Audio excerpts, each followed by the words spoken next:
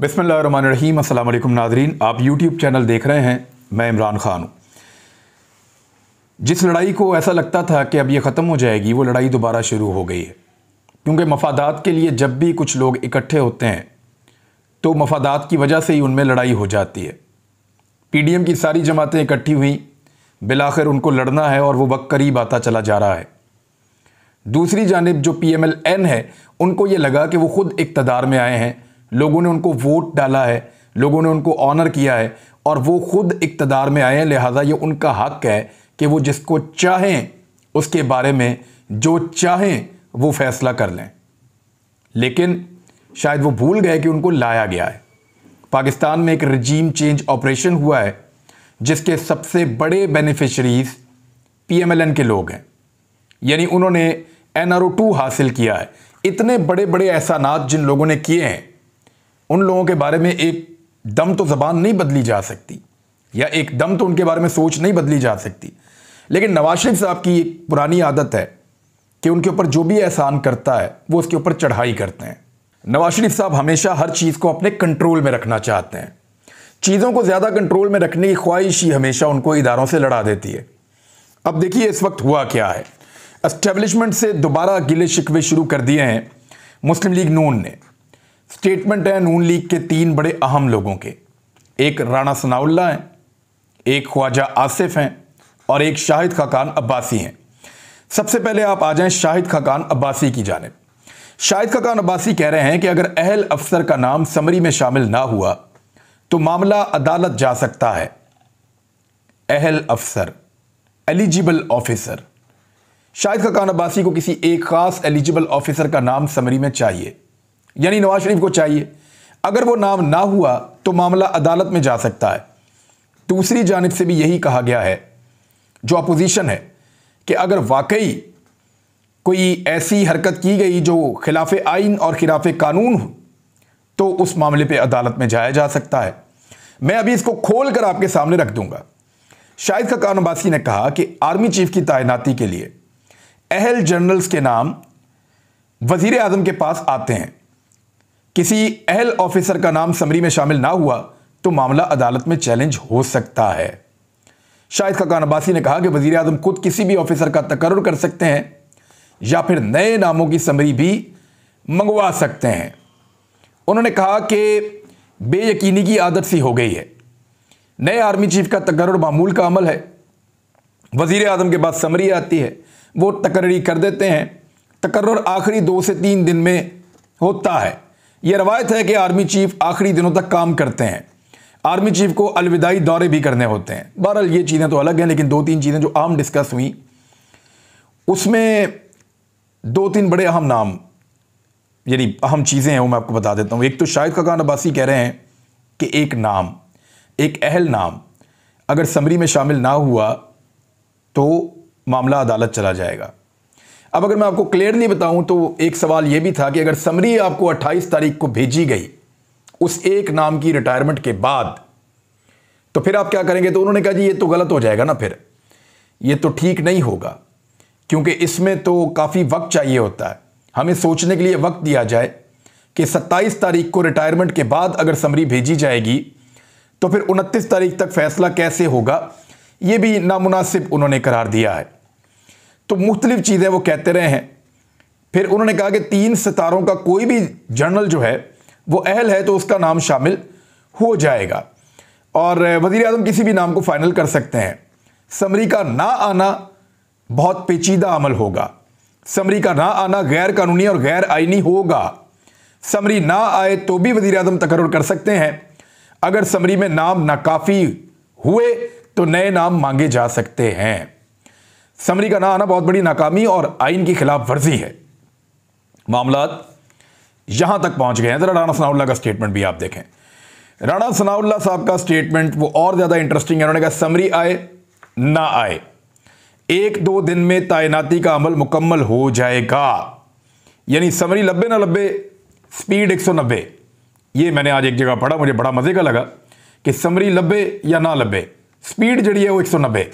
तो ये इनके साथ हुआ है कि समरी आए या ना आए 1-2 दिन में तैनाती का अमल मुकम्मल हो जाएगा। बात यह है कि नवाज शरीफ साहब और PMLN मरीम नवाज साहबा अपना प्लेयर भी शो कर चुकी हैं, नवाज शरीफ साहब खुद भी कर चुके हैं। और अब तो ये बात बिल्कुल खुली है कि PMLN ये चाहती है कि जनरल आसिम नसीर साहब को पाकिस्तान का आर्मी चीफ लगाया जाए।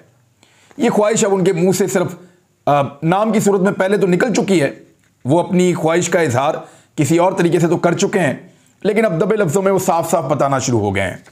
तो क्लैरिटी अगर इसमें लाएं तो वो ये है कि एक नाम, क्योंकि बड़े आसानी से सवाल पूछा गया कि 27 को रिटायरमेंट, तो 27 नवंबर को जो रिटायरमेंट हो रही है वो जनरल आसिम मुनीर साहब की हो रही है। अगर आसिम मुनीर साहब की रिटायरमेंट 27 नवंबर को हो रही है तो 28 वाली समरी पे भी PMLN को एतराज़ है कि इतनी देर से क्यों समरी आ रही है, क्योंकि वो चाहते हैं कि नाम आसिम मुनीर साहब का शामिल हो समरी के अंदर। सोशल मीडिया के ऊपर, पाकिस्तान के मीडिया में, PMLN के मीडिया सेल के अंदर हर जगह पे यही शोर है कि आर्मी चीफ कौन होगा, और ख़ास तौर पे एक ख्वाहिश है कि जनरल आसिम मुनीर साहब जो हैं वो आर्मी चीफ बन जाएं। हो सकता है उनको बना दिया जाए, लेकिन उस सूरत में एक दूसरी तरफ के लोग हैं जिनकी अलग सोच है। उनका ये मानना है कि फिर हम अदालत में चले जाएंगे और हम जाकर कहेंगे कि 2 दिन पहले रिटायर होने वाले ऑफिसर किस तरीके से इस समरी के अंदर शामिल हो गए।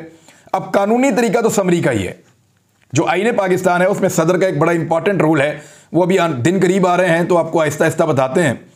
सदर पाकिस्तान का एक बड़ा इंपॉर्टेंट रोल है, उसको नज़रअंदाज नहीं किया जा सकता। इसके अंदर वज़ीर आज़म का एक बड़ा इंपॉर्टेंट रोल है, और इसमें अफवाज पाकिस्तान की जो समरी आती है वज़ारत दिफा की जानिब से, उसका एक बड़ा अहम रोल है। अब हालात यहाँ तक पहुँच गए हैं कि जिन लोगों से रोज़ाना बातचीत होती थी, जिनके साथ एक पेज की गुफ्तगू की जाती थी, उनके साथ राबतों का ऐसा फुकदान पैदा हुआ कि वज़ीर आज़म पाकिस्तान शहबाज शरीफ साहब ने एक ख़त लिखा, वज़ारत दिफा में पहुँचा, और उस ख़त से यानी आज वज़ीर दिफा ख्वाजा आसिफ साहब ये कन्फर्म कर रहे थे कि मिनिस्ट्री ऑफ दिफा को वज़ीर आज़म का ख़त मौसूल हो गया है। वो ख़त GHQ को कम्युनिकेट हो गया है, यानी GHQ को डायरेक्टली वो ख़त तो नहीं दिया, लेकिन उसके अंदर जो अल्फाज या जो बातें बताई गई हैं वो कम्युनिकेट कर दिया गया है। गालिबन यही कहा गया है कि आप समरी जो नामों की है वो भिजवाई जाए और उसके ऊपर फिर आर्मी चीफ का तकर्रुर किया जाए। अब सब लोग जो हैं वो कोई 1 दिन की बात करता है, कोई 4 दिन की बात करता है, कोई 2 दिन की बात करता है, कोई ये कहता है कि 28 तारीख को समरी जाएगी। तो जितने मुंह उतनी बातें। लेकिन PMLN की ख्वाहिश अपनी जगह पे अभी भी टिकी हुई है। उन्होंने सारी उम्मीदें वाबस्ता की हुई हैं एक मखसूस तैनाती से। हालांकि इससे पहले जब भी उन्होंने मखसूस तैनाती करने की कोशिश की है, हर दफ़ा मुंह की खाई है। जब भी उन्होंने कुछ हासिल करने की कोशिश की, हमेशा मुंह की खाई है। आज तो लहजा जो है वो थोड़ा सा धमकिया मेज भी था ख्वाजा आसिफ साहब का। देखिए, ये तो इदारा तय करेगा ना कि समरी में किसके नाम लिखने हैं, और आईनी क्या है, गैर आईनी क्या है, ये इदारा समझता भी है इसको। तो इदारा जो नाम लिख कर देगा वो उसी प्रायोरिटी के अंदर आएंगे ना, सीनियरिटी के हिसाब से आएंगे, आईन के मुताबिक आएंगे, आर्मी एक्ट के मुताबिक आएंगे। तो लेट द इंस्टीट्यूशन डिसाइड, इदारे को तय करने दीजिए, और इदारा जो नाम दे उसमें से फिर वज़ीर आज़म पाकिस्तान को अगर वो नाम पसंद है तो वो उनमें से किसी एक नाम का इंतखाब कर सकते हैं, या फिर वो मज़ीद नाम मंगवा सकते हैं। तो उसमें फिर एक आधा नाम का इजाफा करके दोबारा समरी भिजवाई जा सकती है, और उस समरी के ऊपर फिर वज़ीर आज़म पाकिस्तान को फैसला करना होगा, क्योंकि यही चंद जनरल्स हैं जिनमें से किसी एक को आर्मी चीफ वज़ीर आज़म पाकिस्तान ने बनाना है।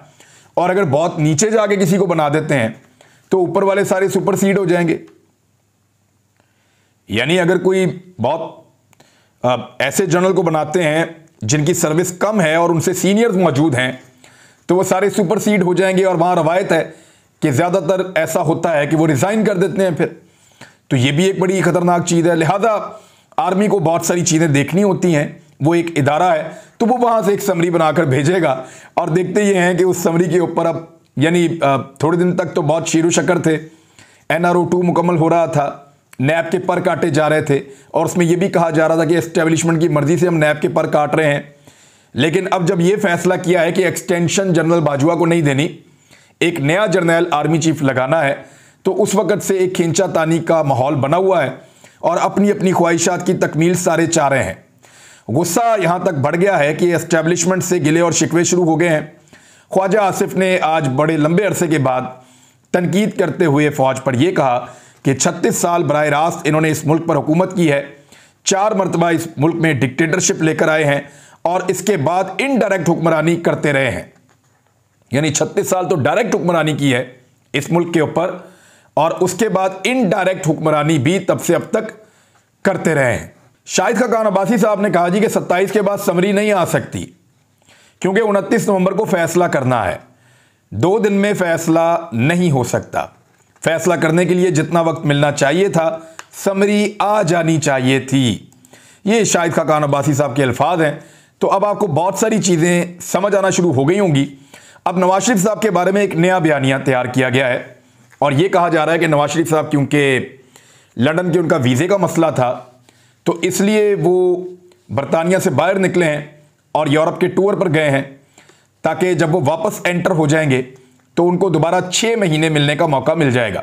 देखिए, बरतानिया का अगर आपके पास एक विजिट वीज़ा मौजूद है, तो बरतानिया का कानून ये कहता है कि आपको हर 6 महीने में कम से कम एक मरतबा बरतानिया को छोड़ना पड़ता है, फिर दोबारा आप बरतानिया आते हैं।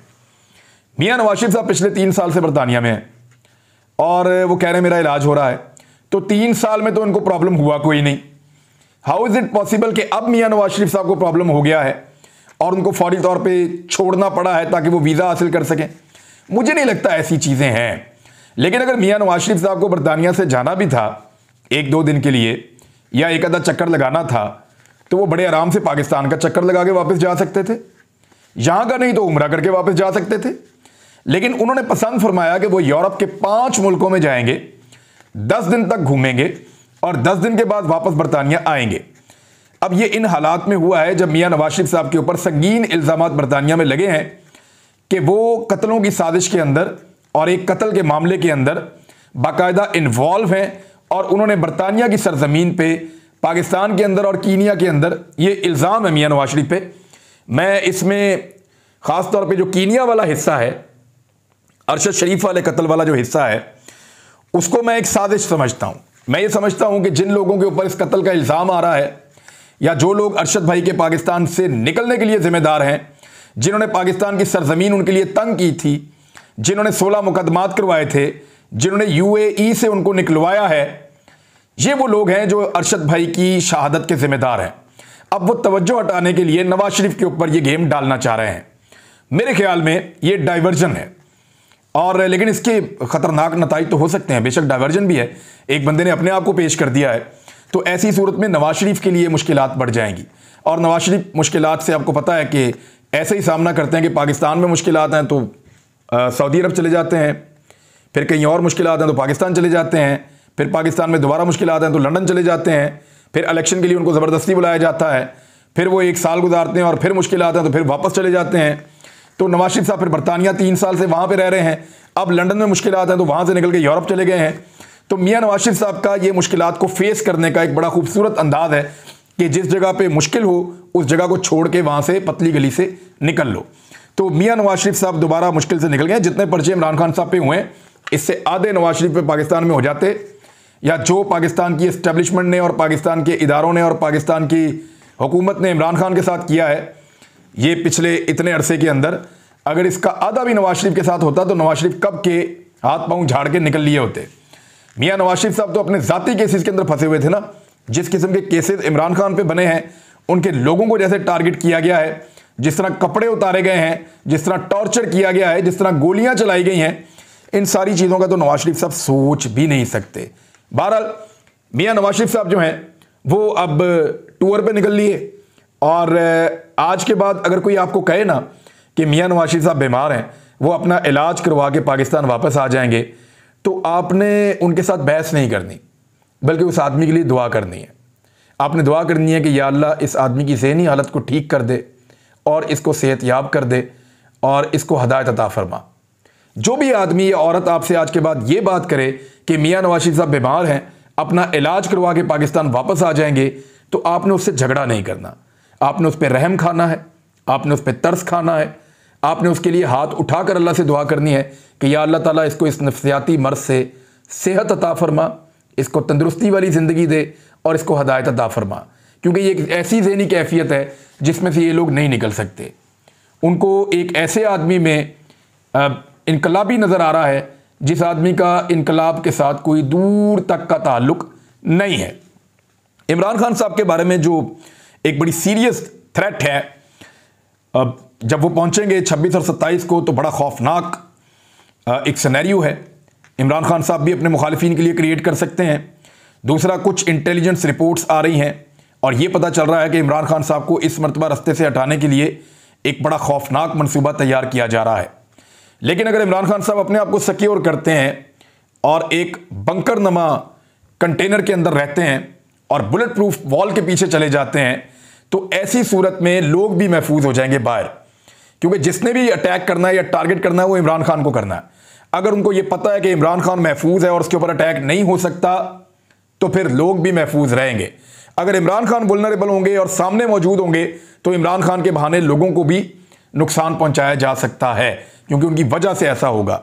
लिहाजा सब ये मशवरा दे रहे हैं कि इमरान खान साहब एक बेहतर कंटेनर में, एक बुलेट प्रूफ बम प्रूफ कंटेनर के अंदर मौजूद रहें और अपना लॉन्ग मार्च जो है उसको वहां पे इस तरीके से जारी रखें। इमरान खान के खिलाफ तोशाखाना रेफरेंस का मामला, इमरान खान फौजदारी कार्रवाई का रेफरेंस ट्रायल कोर्ट को मौसूल हो गया है और इस्लामाबाद की डिस्ट्रिक्ट कोर्ट ने इमरान खान के खिलाफ ट्रायल का आगाज कर दिया है। ये वो इलेक्शन कमीशन वाला मामला जो है वो अब कोर्ट के अंदर गया है। अब यहां पे भी इन्फ्लुएंस किया जाएगा। देखते हैं इमरान खान साहब इसमें से कैसे निकलते हैं, उनके लॉयर्स क्या करते हैं। अब तक के लिए इतने, अपना ख्याल रखिएगा, अपने इस चैनल का भी। अल्लाह हाफिज़।